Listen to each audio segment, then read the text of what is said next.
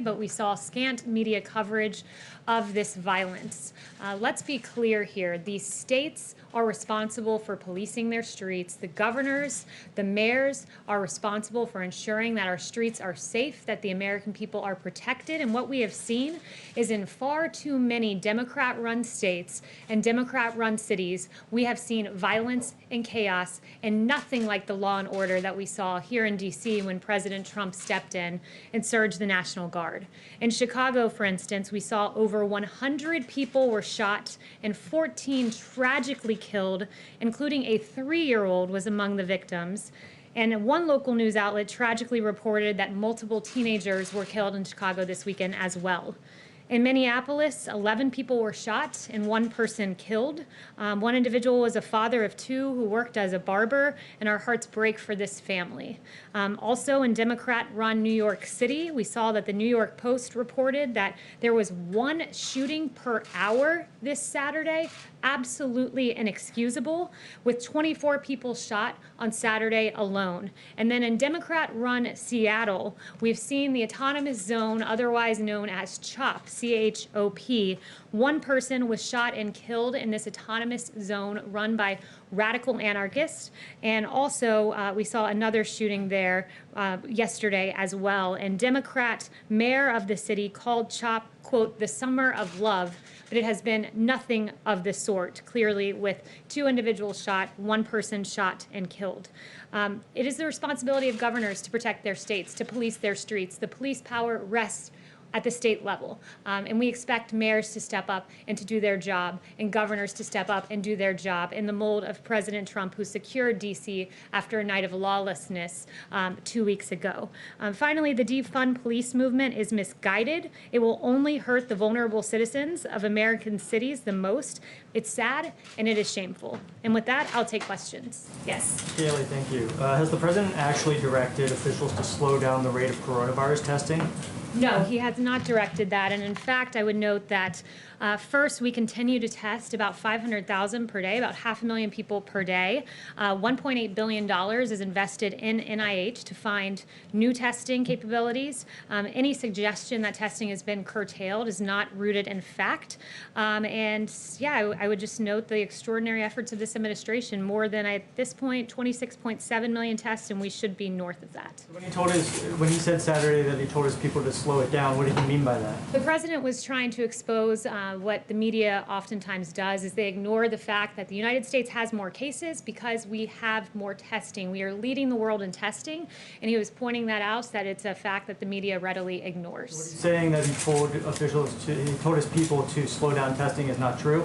It was a comment that he made in jest. It's a comment that he made in passing, specifically with regard to the media coverage, and pointing out the fact that the media never acknowledges that we have more cases, because when you test more people, you find more cases. Is it appropriate to joke about coronavirus when 120,000 people have died? He was not joking about coronavirus. I just said he was joking about the media and their failure to understand the fact that when you test more, you also find more cases. Kayleigh, thanks so much. To follow up on that, has the president ever delayed the allocation of federal funding that's already been dedicated to national testing? No, on the contrary, the president has led the way to make us the leading country in the world on testing. In fact, the FDA has authorized 144 tests under EUA's emergency use authorizations. These include 122 molecular tests, 21 antibody tests, 1 antigen test, and the president has led the way in making us the world's leader with regard to testing. The administration sitting on about $14 billion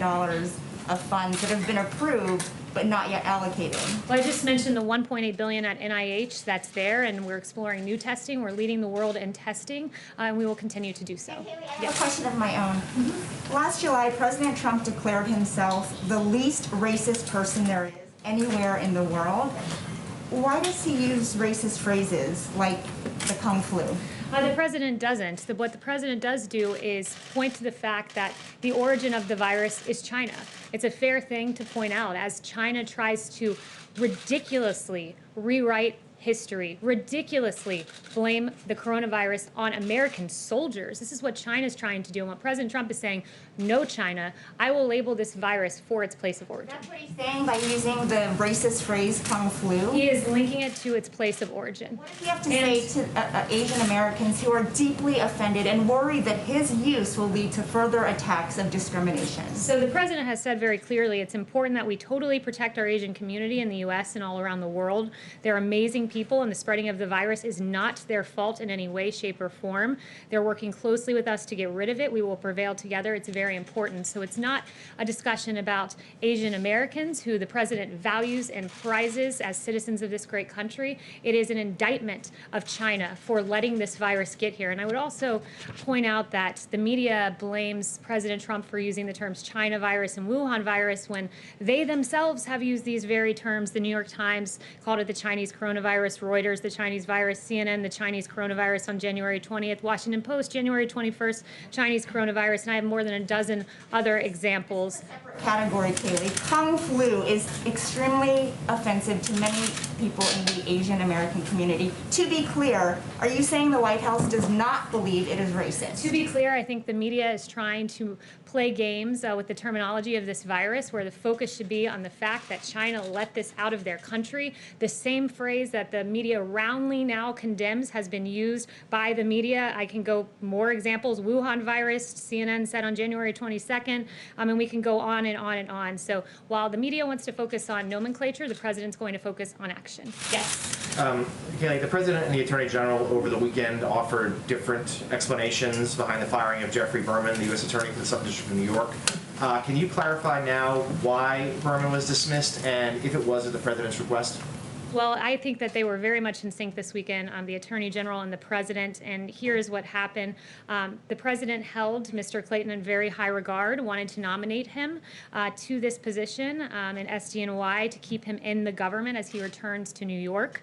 Barr was working on a smooth transition, and when Berman chose to respond in the way that he did, he came to the President, and the President agreed and fired this individual, Mr. Berman, as Mr. Clayton now will, in time, get to that position. Why was Mr. Berman being dismissed in the first place? Because Mr. Clayton wanted to go back to New York City. We wanted to keep him in government, and therefore he was given the position at SDNY. But why did the president, I have two questions, but why did the president say he wasn't involved in the firing of Jeff Berman when the attorney general said the president was the one who fired him? Because the Attorney General was taking the lead on this matter. He did come to the President and report to him when Mr. Berman decided not to leave. And at that point is when the President agreed with the decision of the Attorney General and that to fire Mr. Berman and to promote Mr. Clayton. So he was involved in it then? He was involved in a sign-off capacity. He was not, AG Barr was leading the way, but in a sign-off capacity, yes, the President was. So my second question on testing is, you said the President made that comment in jest about having people slow down the testing. The Vice President just said that it was made in passing. When Pierre Navarro said it was tongue-in-cheek.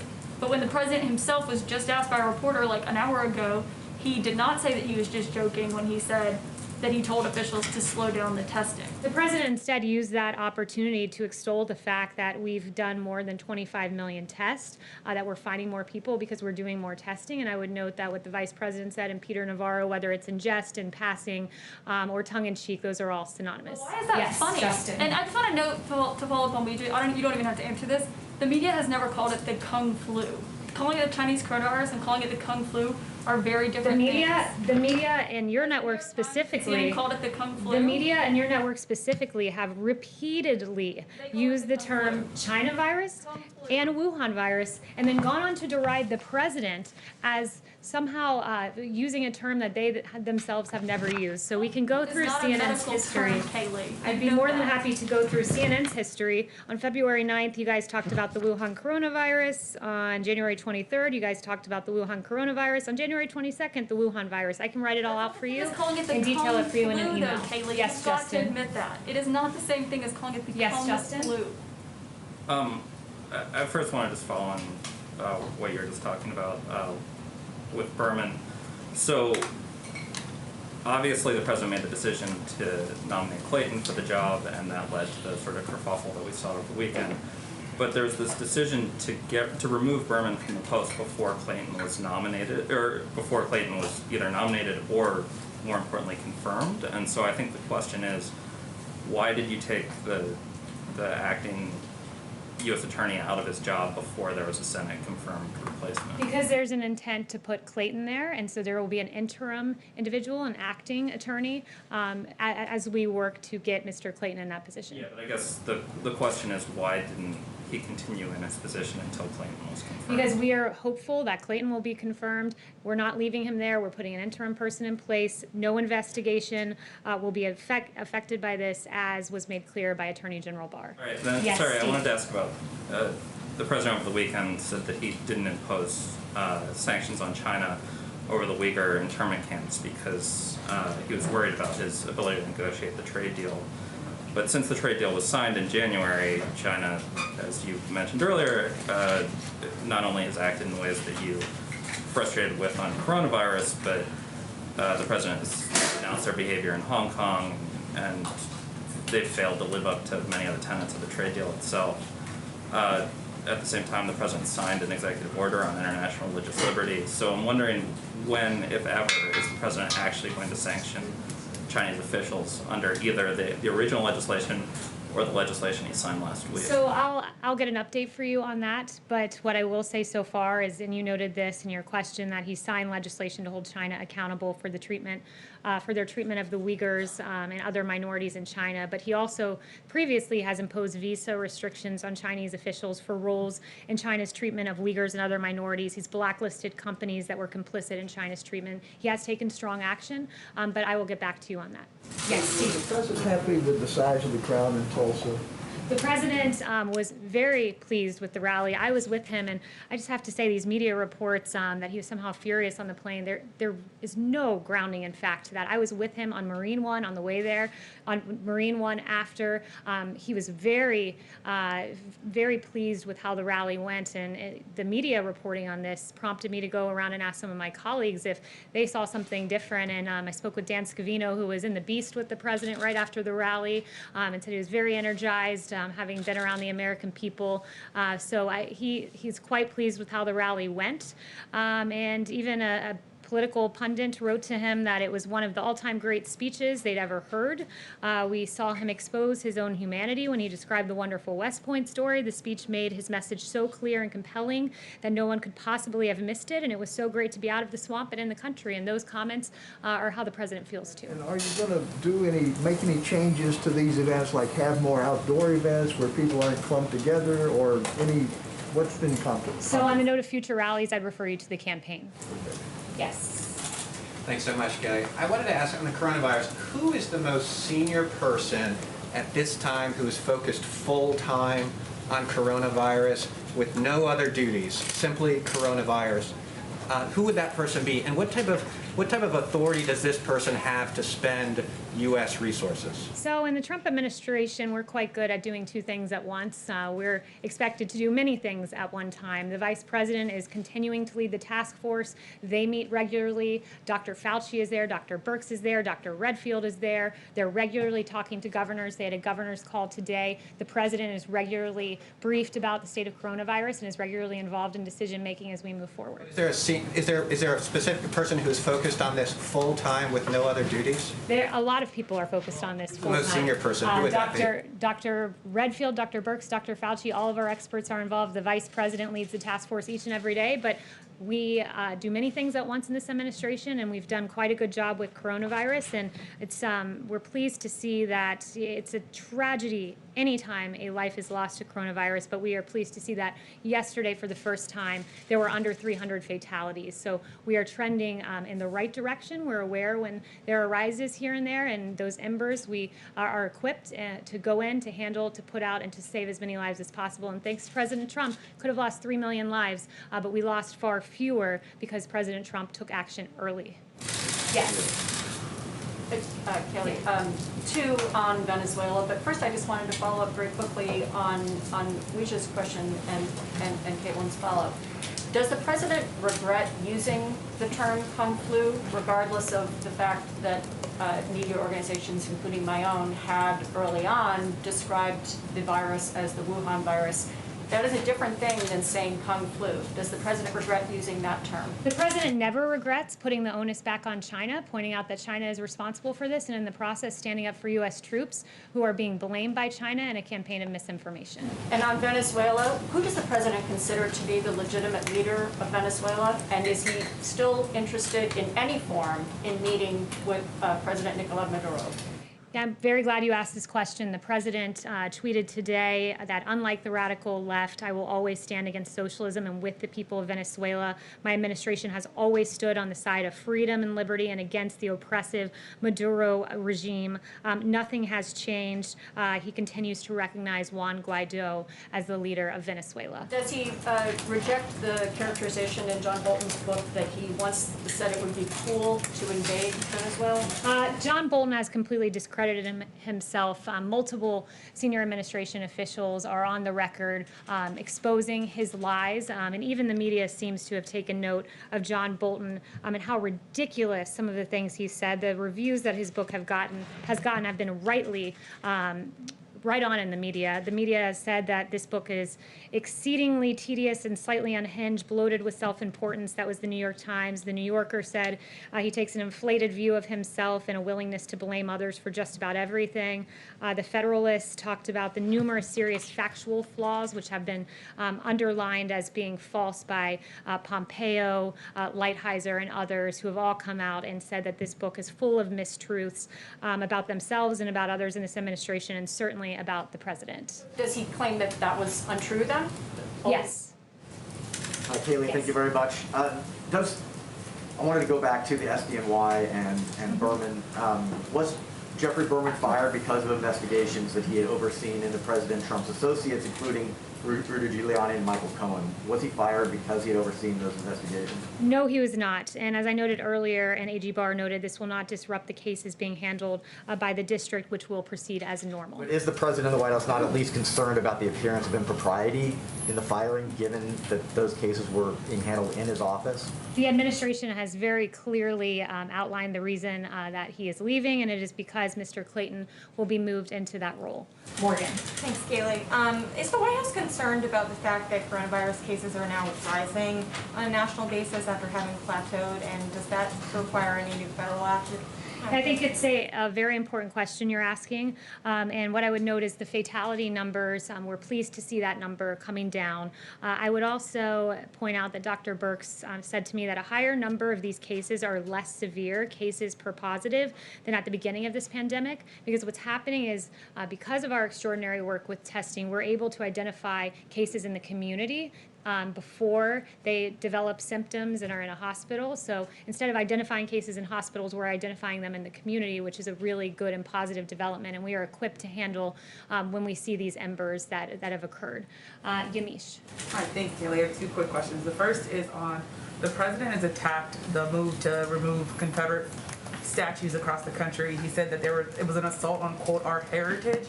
What does the White House and the president say to Americans who find it offensive to glorify people who owned other Americans, including enslaved African Americans? So I would note on statues that what we're seeing across the country is really quite confusing, because you're seeing statues defaced, like Gandhi's statue defaced and Ulysses S. Grant's statues defaced, and abolitionist Matthias Baldwin's statue defaced. At the same time, we're being told that George Washington's statue needs to come down and Thomas Jefferson's statue needs to come down. Where do you draw the line, from Gandhi all the way to George Washington? And it seems the American people very much agree with the president on this, on not bringing down these statues. Less than a third of those polled, according to Morning Consult, think these statues should be taken down. 61% oppose it, according to Marist. 62% according to Marist. So I would point that out, and I would say that when people watch these statue defacements and the beheading of some of these statues like Christopher Columbus, where do you draw the line? Because apparently the line goes all the way to Gandhi. So this week, Yes. and then my second question is, going back to the issue of Kung flu, I spoke to Kellyanne Conway in March. She said that it was highly offensive and wrong to use that term. Does the president agree with Kellyanne Conway, or is he now saying that that term is not highly offensive and wrong? Because again, that was Kellyanne Conway's own words saying Kung Flu is wrong. The president does not believe it's offensive to note that this virus came from China and to stand up for our U.S. military, who China is making an active effort to completely defame, and that is unacceptable to the president. You're okay with, again, just to go back to what I said to Kellyanne, as I said to Kellyanne Conway, she said that it was wrong and offensive. Are you saying that she was wrong to say that? Chanel. Are you saying that she was wrong to say On that? John Bolton and his book, if he goes unprosecuted, does the administration feel that this would set, or does it fear that this would set a precedent or embolden public servants to violate their oaths to this nation for political purposes? Absolutely, that's a concern. Look, the information in John Bolton's book was classified information as confirmed by the most senior national security and intelligence officials. And look, you have NSA Director Nakasone saying that this could cause permanent loss of a valuable source, intelligence source, and damage to the U.S. intelligence system. DNI Radcliffe saying virtually the same. You have another government official saying the unauthorized disclosure of this information could reasonably be expected to enable foreign threat actors. This is the seriousness with which we look at this book, and the NSC looks at this book as they scan it for classified information. There's real damage that can be done, and for what? For self-promotion and publicity of a failed NSA director. On Venezuela also, Yeah. could I ask about Maduro and Guaido? Why has President Trump seemed to have lost confidence in Juan Guaido? He has not lost confidence at all, and that tweet that I read to you very clearly says that the president put out this morning. We stand with the Venezuelan people in their fight for freedom, and I would also note how tough this president has been on Maduro by recognizing Juan Guaido, and when you compare that to the Obama-Biden administration, you had the former Vice President Joe Biden, who actually met with the Venezuelan dictator Nicolas Maduro and complimented his hair. According to Yahoo News, if I had your hair, I'd be president of the United States, the former vice president said. And also the Obama State Department helped stabilize the Maduro regime by blocking sanctions, according to a 2017 Miami Herald report. So when you compare the actions of this president, we've stood against socialism and on the side of freedom. And finally, one thing that I just want to point out that was handed to me, wow, a whopping 7.7 million total viewers tuned into Fox News to watch the rally on Saturday night. Big numbers. Thanks so much, guys.